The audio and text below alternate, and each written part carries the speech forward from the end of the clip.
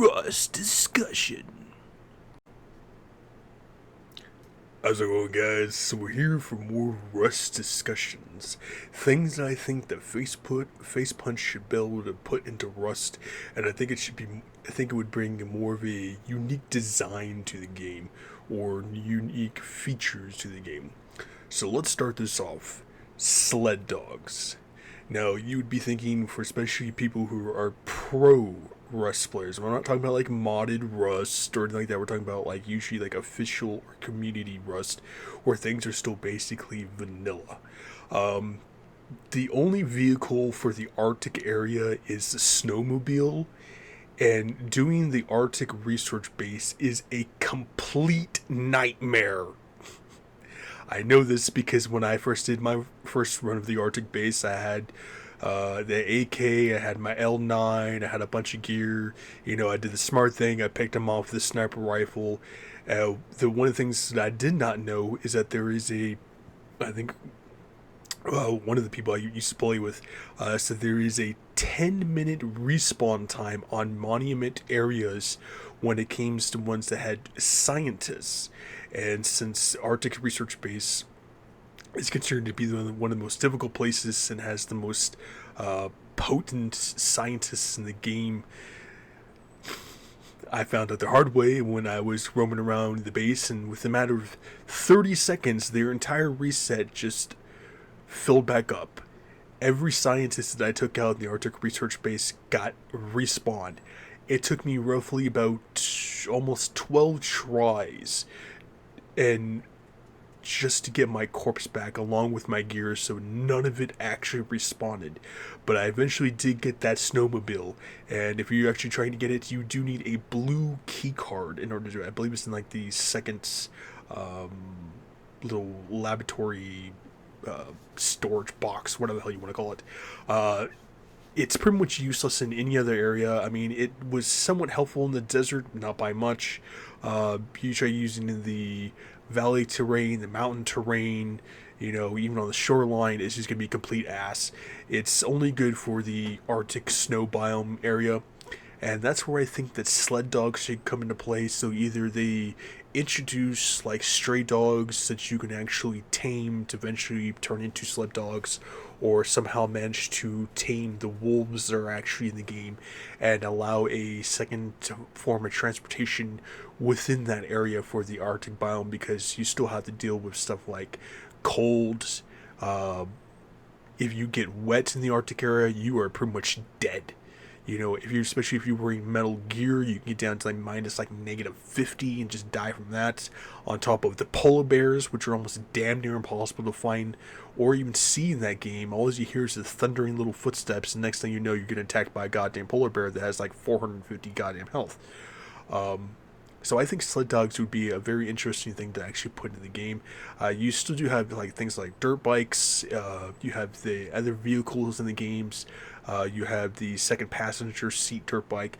But the thing with those is that you need fuel in order to run them, and with the cars like that, you need actual auto parts and fuel to put them in there. On top of, you need to lock your vehicles too with code locks. Otherwise, someone can go over there and just steal your vehicle. Sled dogs, I think, which should be once you tame, I don't know, like a certain amount of them or something like that, it should work like a TC. It is yours, unless they end up like killing it or you actually end up destroying it or something like that. I think that'd be really cool to actually see in Face Punch, especially since the new jungle update's coming out, I believe in like 5 or 6 days. So if they want to add more stuff like that, I think that's something they should. Now, the second one we have is prop airplanes. If you don't know what a prop airplane is, think like small airplanes you would usually see at the airport, or even in some classic movies where they actually have to get out and actually start the propeller. That is a prop airplane. Now, when it comes to Rust, you have mini copters, you have mini attack choppers, you have you have transport helicopters. They usually seem to be more the beneficial way, because not too many people really use hot air balloons in that game, because you don't really get any actual self-control over it too much. At least I tried using it and it just completely failed. Anyone who's ever trying to use a mini copter in that game for the very first time is like trying to play a game on inverted controllers or inverted controls, and those are basically made for left-handed people.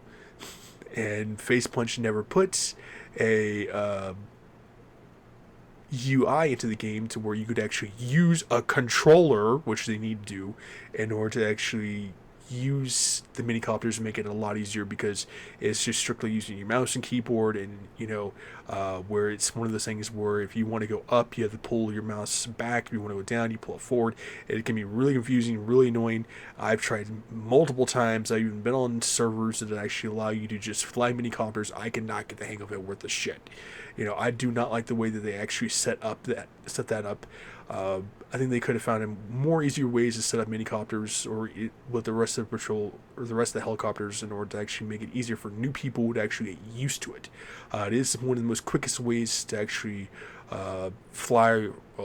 transport yourself around the map, besides something like tugboats, which is really nice. The only problem with those is that unless you have sheet metal doors or armor doors, people can actually raid your stuff.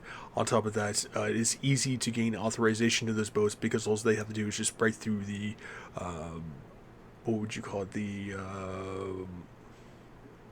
I guess just the main room. I can't think of the name, but there's a specific name that's called. I can't think of it. They can actually just take over your tugboat if they get authorization. The thing with tugboats is they use a lot of low grade. I mean, even on playing something like a small map, to circle that entire map, say if it's a small modded map, you get say 2,000 low grade, usually would tend to be the minimum. You would probably use about maybe half of that just to go around the entire goddamn thing. So I think prop airplanes would be pretty cool. The only thing with it is it'd be kind of like the mini copters. You would actually have to learn how to fly them and learn how to land them.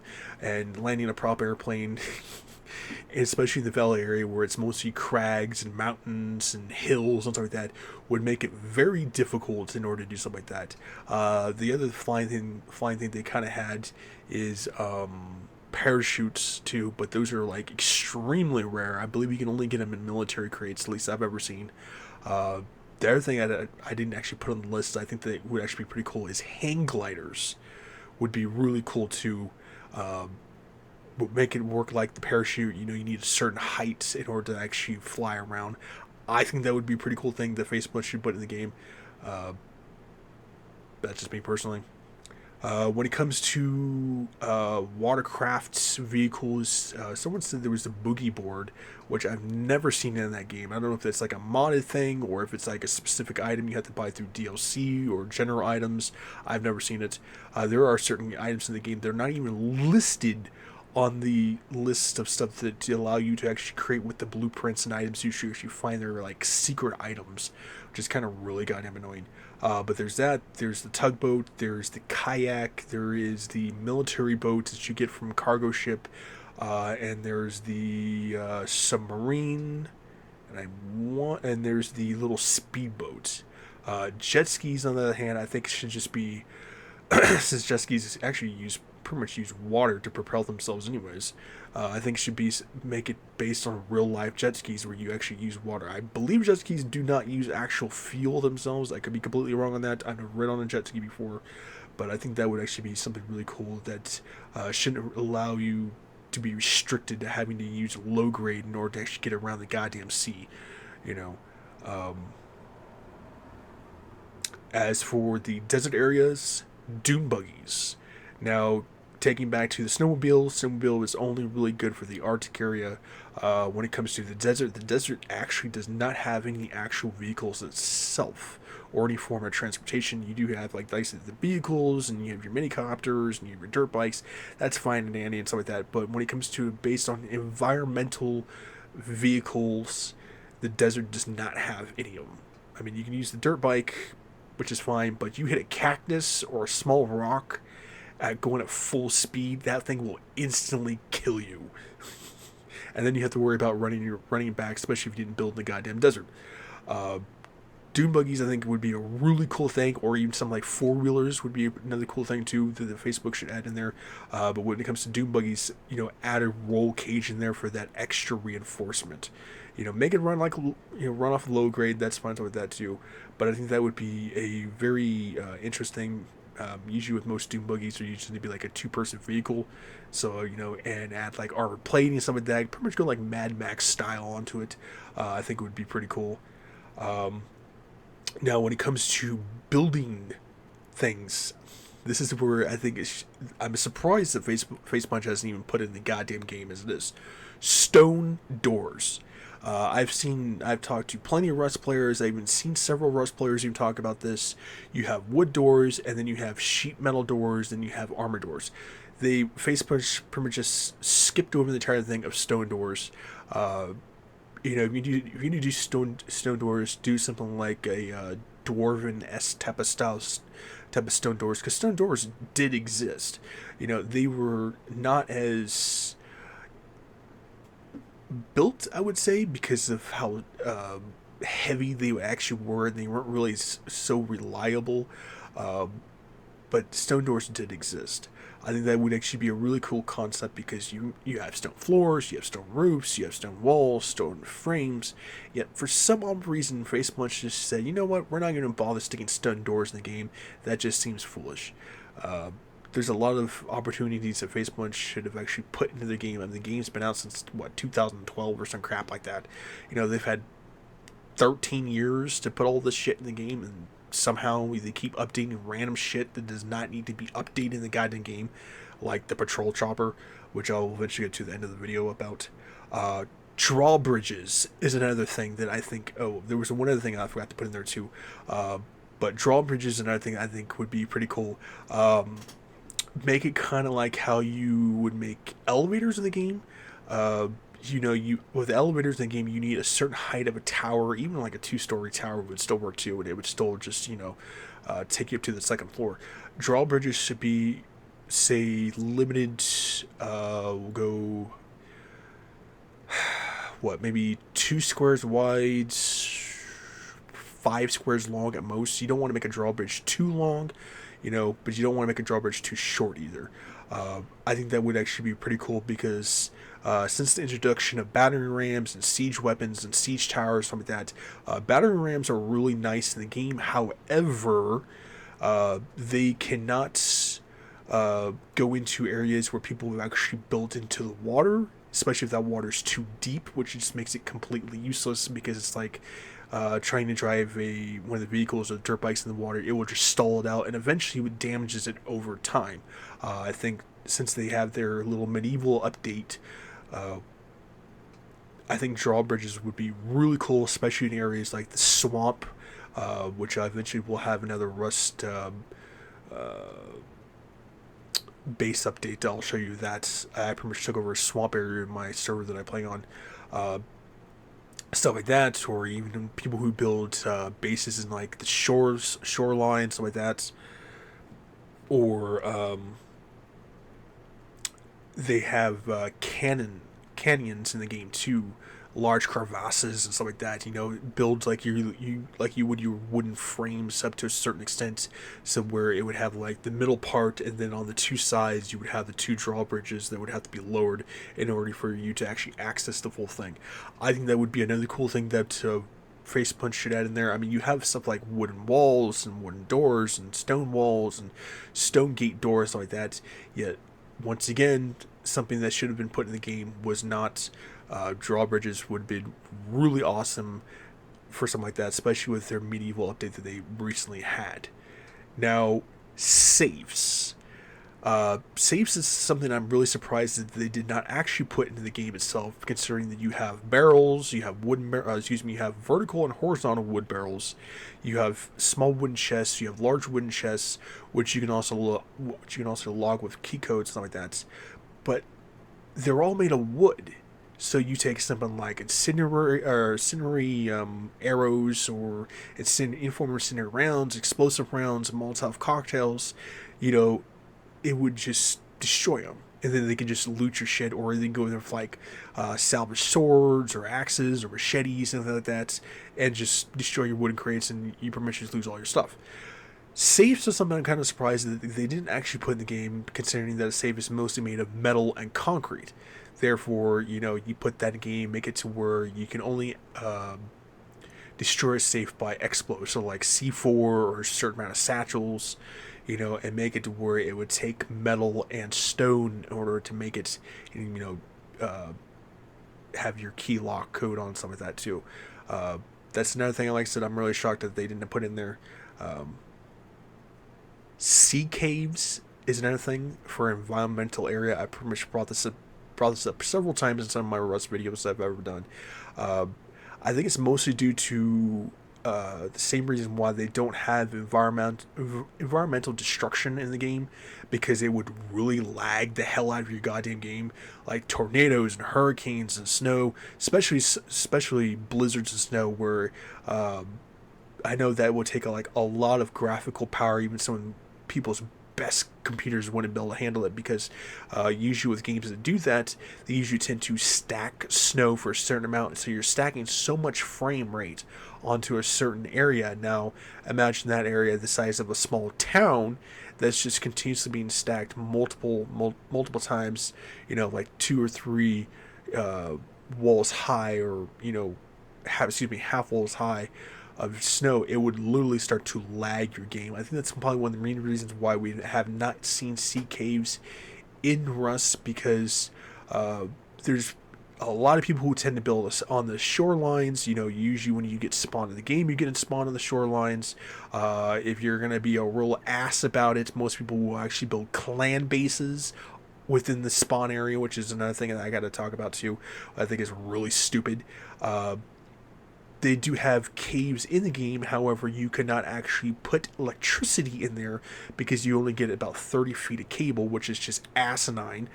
But at the same time, it makes sense, because caves, if that was the case, caves would be one of the most unraidable bases in the game. Only second to that would be iceberg bases. People do find ways around that by using large batteries, building the secondary base up, and using solar panels or windmills to charge up the large batteries, and then just switch them out and bring them down to the cave bases, so they can use stuff like electric furnaces or use turrets and stuff like that. But with cave bases or sea cave bases like that, it would basically be more of kind of like an environmental thing. You could build your base in there, but your base might also get flooded by the sea too. So it would actually slowly wear over time. I think that would be another cool thing. Now, another environmental thing, going back to one of my favorite games, Skyrim has this. I want to say Oblivion had it, and a very few games I've ever played that are heavy RPG games that ever have it, is Aurora Borealis. If you ever play Rust, then you know that Rust is, nighttime is just damn near impossible to see. You use something like a flashlight, or especially if you use something like a torch, and if you're a low gear person running around with a torch, you will get picked off by people who have full gear and AKs and LMGs and shit like that. And it can make it really annoying, and especially if you don't get a hold of night vision goggles, you're really going to struggle, especially against the animals, and you're not able to see where they actually come from. Aurora Borealis, I think, would be really cool. Would actually, pretty much light up the night sky, make it a lot more easier. Most people would probably disagree to that, especially for people who actually tend to roof camp, because they're a bunch of little shits about it. But I think it would be a really cool environmental concept in the sky. You look it up, you see the reds, the greens, and the blues, stuff like that, and it kind of lightens up the area a bit, so you don't have to worry about using a torch as much. You may not have the stealth tactics to go run around at nighttime and still trying to scale and people listen out for your footsteps, stuff like that, but I think that would be a really cool concept for the game. Now, when it comes back to the Arctic area, the only animal you will ever see in the Arctic area is the goddamn polar bear. 450 health, and if it spots you, you're pretty much dead. I've run around with full gear of 48% animal protection and still get slaughtered by a goddamn polar bear, especially if there's multiple polar bears in the goddamn game. And I've come across where there'd be 3 or 4 bears within a certain area. We're talking about 8 to 12 squares wide of an area, and you got 3 or 4 bears just wandering around, and they're right in your goddamn pathway. Polar bears are really goddamn annoying. Penguins, I think, would be a really cool thing in there. When it comes to herbivore type of animals that are actually in the game, horses and deers are really the only ones besides chickens And chickens are not going to go there and start a fight with you. Deers will run away, and horses just spawn in there for an animal transport. They really don't do anything. Uh, I think penguins would be a pretty cool concept, and therefore kind of like work as cattle would, in the Arctic area. Because if you build a place in the Arctic area, you're going to have to worry about the cold. You're going to have to worry about the cold water. You're going to have to worry about hypothermia. You're going to have to worry about the polar bears. And there ain't a goddamn thing in the Arctic area besides trees and nodes. There is no fiber. There is no actual food itself. So you're really going to struggle in there. So getting something like a cattle-esque type of animal in the game, like penguins in there, or even something like seals, would be really good in that area to actually maybe strive a little bit, since most bigger clans will tend to focus on the Arctic area, because they know no one's really going to be dumb enough to build in that area unless you have like full-on gear, to actually survive. Now, where we could talk about transport animals, mules. Apologize, allergies. Mules and donkeys, I think, would be a really cool thing, especially within like the desert area and the more like the mountain terrain area, where you would usually see mules and donkeys. Since the last horse update, it has been complete ass. Horses were like race cars in that goddamn game. You hopped on a horse, you were not catching the person, on that horse, unless somehow they just sped off like on a small hill or off a cliff and they fell and died. Since the horse update, they've made them slower. They made them take more damage. They cannot traverse terrain worth of shit anymore. Even like little, like a little hill that has little rock crags and stuff like that, cannot climb up the goddamn hill. You literally have to go around it, and you have a greater chance of enemy players actually spotting you and killing you. A lot of stuff the face punch is updating, I think it's just completely useless. They need to focus more on newer stuff to actually bring in more players, to be more who are actually thinking about joining the game. Now, when it comes to horses, you do have to build saddles in order for them to actually carry stuff. They can carry 4 saddles. I want to say that's equivalent to like a large chest. However, it does actually slow down their speed. Donkeys and mules usually tend not to be that fast. It's not as fast as a horse, but I think they should actually have pre-built-in saddles themselves. Make them as a slower unit, but allow them to actually hold more stuff, since that's what mules and donkeys were actually made for, to actually carry stuff. Make them more a traversable transport area, so they can climb up hills better, they can climb up mountains better. They don't take as much fall damage and stuff like that. That's another thing I think they should add in the game. Now, ghillie suits is one thing I was really surprised to find out that Rust never actually put in the game.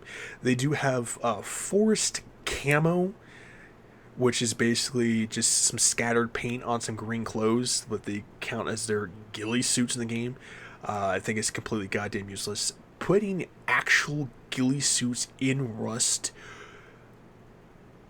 is a good thing and a bad thing. Because a good thing, it would actually be really cool, especially if you're going around like the forest terrain, and with the new jungle update that's coming out, you could actually hide in there, especially if you're getting chased by huge clans.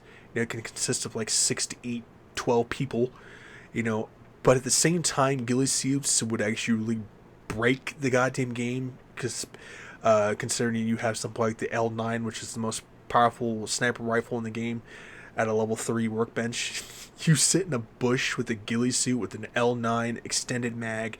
You stick a silencer on there. If you can possibly even stick a laser sight on there with the 8x scope, I mean, it would literally break the game, and it would piss off a lot of people, but it would be hilarious at the same time, So that one's still kind of a little iffy, but I think they should actually put it in the game.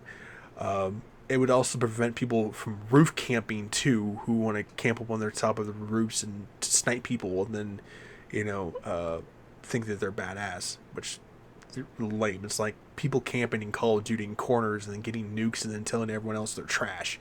It does not work. Uh, Diving suits. Now, we technically do have diving suits. We have, what the hell are they? Well, I guess technically they would be called diving suits. Because you have your little oxygen tank, you have your little mask, you have your little suits, and you have your flippers. But the diving suits that I'm talking about like old school, what would it be called? Mariana,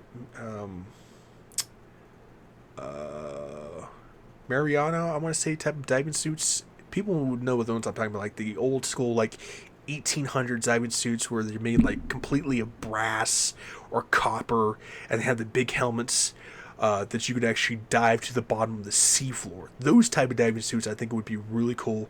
Now, it would be considered broken if you didn't have some form of way of actually keeping the player worried about oxygen, considering those type of suits back in the day actually needed like fire hoses that was connected to the back of the helmet, which would eventually would lead up to like a ship or a boat, and they would have a certain amount of length before you would have to walk back, and they would actually have to dredge you back up and take it all off.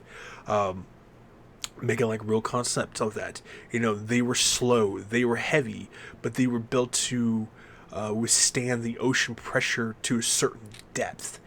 There is underwater shipwrecks in the game, however, they are protected by sharks, which is one of the most broken ass enemies in the game. And he gave you a spear gun, which is completely goddamn useless since you can't fire firearms underwater, which doesn't make any sense to me. But diving suits like that, I think, would be a really cool concept to the game too. Of course, getting something like fishing village and something like that. Make it where you can either buy it in pieces or you have to build it yourself, something like that. One of the new ones I've recently been talking about too is grappling hooks. So far, the only game I've ever played that ever had a grappling hook was Far Cry Primal. We're talking about 10,000 years before modern day humanity, and cavemen run around with grappling hooks, which is hilarious. I think it's something that they should actually put into Rust. Make it some more for environmental climbing than really like a siege type of tool. Because, I'm sorry, your character in Rust cannot swim, cannot run, cannot hold their breath, cannot climb, cannot take fall damage. So trying to climb up a cliffside on spawn, or a tall mountain, and having to parkour your way up is really goddamn annoying. I think grappling hooks would be a really cool thing to add to the game. Make two versions of them. Make like a stone one that you need a rope, and make a metal one where you need rope. That'd be another cool concept. One of the last ones I've written on here before we get to the other ones. I'm gonna drink here. Allergies. Greenhouses. Now, we do have planter boxes. People going like, well, what do you need a greenhouse for when you have planter boxes? Well, planter boxes you can only put on terrain. And pretty much anyone who spots your planter box can go over there and just steal your shit. Greenhouses, I think, should be work like regular bases. Built it within a TC bubble range, and be able to put a code lock onto it and have your own personal greenhouse. Unless they actually destroy the building themselves, they cannot access your actual farm area. Greenhouses would be a really cool thing, especially within the Arctic area where most plants are not going to grow. Or if they do grow, they're going to grow exceptionally really slow unless you actually put them in your base, which that alone is going to take up more space, which means you're going to have to extend out your base, which is going to cost you more resources and more upkeep to keep your base going. Greenhouses, would be a really cool thing because it would allow you just to keep your fruits and your vegetables and whatever the hell else you're going to put in there as a separate thing, so you're not having to waste as much resources and upkeep for your base. Some of the stuff that I'm trying to remember. Rope bridges, I think, would be another cool concept. So if you don't know what a rope bridge is, it's literally just that. You've seen them even in real life, where it's just like an extended bridge that's just wooden planks and rope. I think that would be another really cool thing that you should be allowed to actually build into Rust, especially against the giant canyons and crevasses that they have. Or if you don't feel like having to continuously build, uh, what the hell are they called? Like the floors. Having to build certain frames, because with Rust does not work like Minecraft, where you can build certain little squares in the air and there's like nothing that's gonna knock it down. You don't need pillars and frames to keep up a structure. Rust will allow you to get away with maybe two uh, floor frames before it breaks, and will not allow you to do that before you actually have to start building wood or stone or metal frames in order to actually keep an actual bridge going. And that alone is going to cost more upkeep, more time to keep an eye on to make sure people don't destroy you know rope bridges and stuff like that. Simple concept. All it's going to take is wood, takes rope and a certain length that it will allow you. I say do the same thing you do with the electricity and the water. 30 feet. After that, you can connect them. Trying to think what else was I what I want to talk about. I think that's about it. I can't remember what else I want to talk about. I should have written more of it down, but I think these ones that I pretty much laid out in the game, I think Facebook should actually add into the game within following newer updates. Because you get like tons of custom skins, certain custom DLCs, but nothing that's really going to be too much of a game changer. It's more just for decor than anything else. I think all the stuff that I pretty much just talked about would be a huge game changer in the game itself. Now, will Facebook ever put in there? Maybe. Maybe not. I don't know. I really hope that Face Punch is not going to like pull a Blizzard where they don't listen to their community and they just stick whatever the hell they want in the game, because that's how you pretty much ruin a gaming company. And I just remember what I want to talk about. One of the useless things that they pretty much added is the update for the patrol helicopter.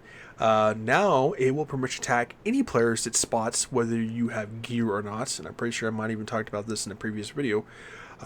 That is one of the most useless ass updates they ever put in the game, because before then, if you were fully geared, you had weapons like that, the patrol chopper spotted you, it would attack you. So you would just, take your stuff off like that, and it would pretty much just leave you alone. Or if you were to actually start a fight with the goddamn thing, you had to be in a very specific area, because it would normally crash in the nearest monument area, and you had to be quick about it, because if other players were within that area, they would actually go there and try to take you and your stuff that you might have gotten from the helicopter. Same thing with fighting Bradley. But now, since they updated the chopper, it will pretty much attack you whether you have gear on or not, and it is really goddamn annoying. And I don't know why the hell Face Punch would even do something so stupid like that. I think that's something that they should actually change. I know they're still working on fixing the wolves. That was an annoying ass thing that they pretty much did in there. They updated the wolves, and the wolves are more aggressive. They're in bigger packs, and they messed up that update so goddamn bad. They're still trying to fix it, so far as I'm aware of. I mean, if you're gonna do stupid shit like that, you might as well just add stampedes into the game. That'd be hilarious itself. But I think this is the stuff I would love to see Face Punch add to the game. Leave your comments, leave your thoughts below. What are some of the stuff do you think Face Punch should actually add to the game? And do you agree with the stuff that I added or talked about that I think that Face Punch should add? And what are your pros and cons with this stuff? And do you think most of it would either break the game? Do you think it would be just completely useless to put in the game because there's certain versions of it, or there's certain amount of stuff that's already similar to it? And I might sure check out those comments. But either way, stay safe, healthy, and sanitized. Make sure to like, subscribe, make sure to share my videos. And thanks for listening to me ramble on about another Rust stuff that they should add to the game. And I'll see you guys.